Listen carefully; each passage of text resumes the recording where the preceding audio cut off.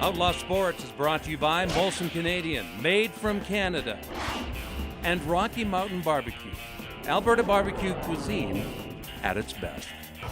You know, Grant, I've watched over the weekend the Pittsburgh Penguins play, and watching Jerome go into Boston to see how the fans would accept him or boo him. And they didn't until he got into a fight with Horton, and then the boos started coming down. But he scored a big goal in that game and playing the point on the power play. He looks at home with his team, and then I'm looking at them beating Boston, and they're without four of their top guns, you know, including Crosby, Malkin, and Neal, and Paul Martin on defense. And I'm going, who in the hell is going to beat this team when they get back to, but still you have to pull four bodies out of there somehow and replace them. But I'm just looking at Pittsburgh and said, really, who's going to beat this team?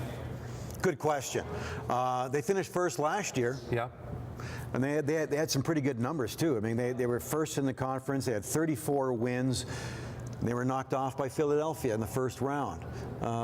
So this is what I like about the playoffs, is that we always think, like Tiger Woods, oh, he's going to win the golf tournament. He's going to win it. And somebody comes up. Yeah. It's the best scenario because they're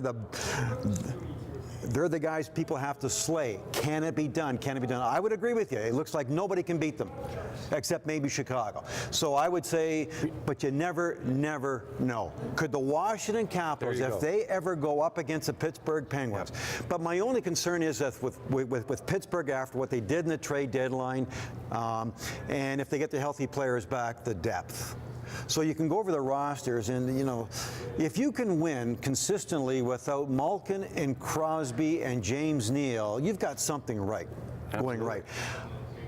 I guess I would answer your question by saying Marc-Andre Fleury, I still don't trust the goalie. Well, I still don't trust him. Also, he played pretty well, but so that's the only Achilles heel I would say. Right. I would say. Yeah.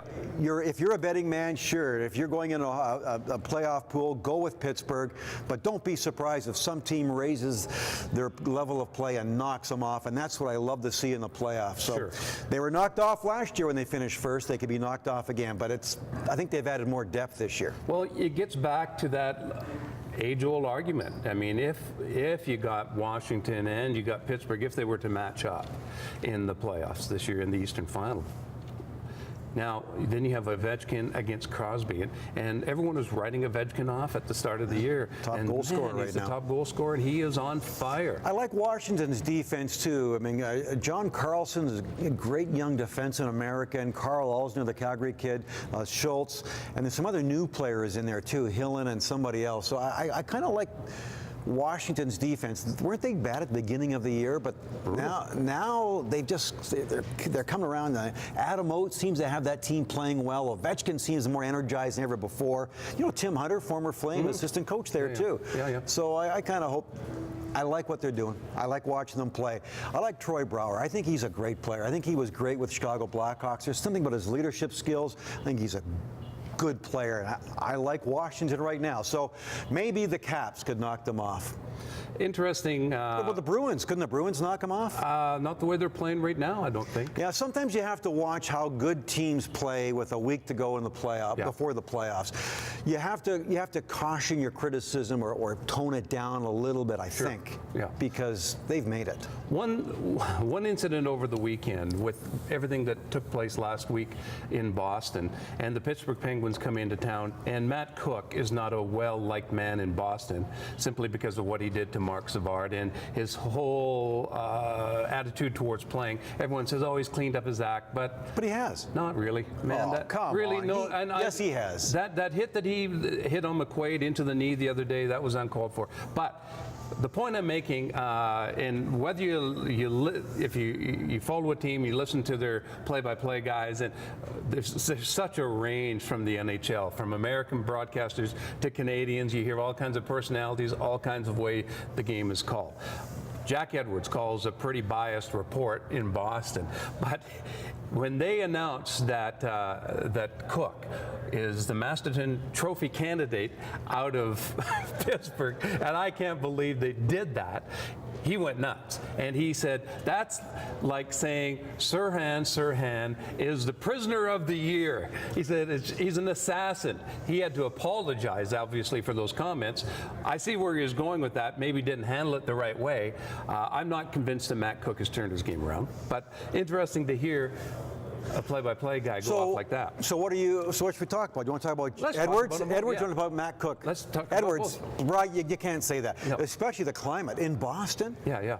With what happened to the Boston Marathon, because Syrian, terrorist. I mean, and so it was ill-timed. Sure. Not that I have ever said anything stupid on the air and regretted it. I know you haven't, but I have regretted it. Have I ever had to apologize? I've never had to do that. But it was just ill-timed, Mike. It was unprofessional. He admitted his mistake and he apologized, so that's good. I'm glad he did. It was just if you say that in a comedy club, it's funny, but not on the public airwaves at that time in Boston. Stupid mistake. Matt Cook, he has turned his game around, Mike. He was pretty unlawful for many, many years, doing stupid things. The only thing this year, remember, he and Erik Karlsson went into the boards. And Melnick, got the owner out of Ottawa. And his skate accidentally sliced the Achilles tendon. Yeah. He has turned his game around enough to be a Bill Masterton Trophy. Bill Masterton Award winners, people who have turned their game around, turned their life around. Gary Roberts, when he broke his neck, was honored for the Bill Masterton. Players like that who've come through hard times and their determination raises above the game, or stuff they do outside the game too. The spirit. I don't know enough about Matt Cook's life around the Pittsburgh area. Does he deserve this? I would think not. But it's almost, perhaps there's nobody else better on Pittsburgh right now. Somebody asked me the other day, who is the Flames MVP this year? Dead air. Yeah, there's a pony driver. There isn't one. There isn't. Yeah. Jay Bomeister.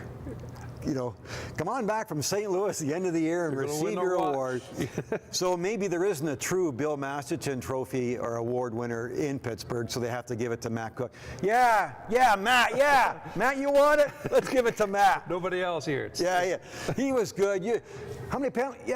Fewer penalties. Give it to him. Can't get a prom date? Oh, no one's asked Judy. We're doing Judy? Oh, you're busy? Okay. Can I, let's talk about that hit a little bit. Okay. Was it that dirty? I thought it was. He sticked his butt and right into a knee. Yeah, but it wasn't a dirty hit. I mean, come on. Leo Boyven did that all the time. The old Boston Bruin, your old Boston Bruins back in the 60s.